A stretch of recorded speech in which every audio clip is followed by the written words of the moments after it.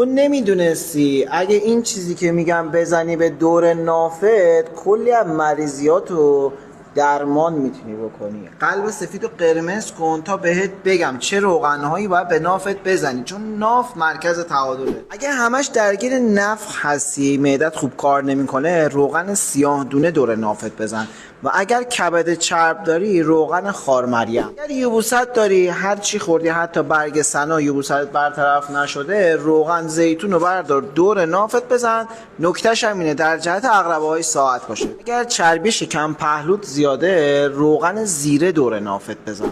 اگر روغن کرچک دور نافت بزنی، هم زانو دردتو برطرف میکنه، هم وزی موتو برطرف میکنه. اگر سردی رحم داری، تنبلی تخمدان داری، روغن نارگیل بزن دور نافت. اگر تکرر ادرار داری، مشکل پروستات داری، روغن تخم کدو بزن دور نافت. اگر سرماخوردگی داری، گلوت عفونت داره، نمیخوای دمنوش زیاد بخوری یا قرص بخوری، یه تیکه پنبه بردار، الکل بزن بهش، دور نافت بمان. 3 تا ترمینال توی بدن هست: پیشونی، ناف، کف پا. با روغن مالیشون میتونی بیماریات برطرف کنی. 3 تا قلب قرمز توی کامنت بذار، پیج منو فالو کن، این پستو برای بقیه دوستاتم بفرست. این نکات خیلی خاص و مهم، اصلا به دردشون میخوره.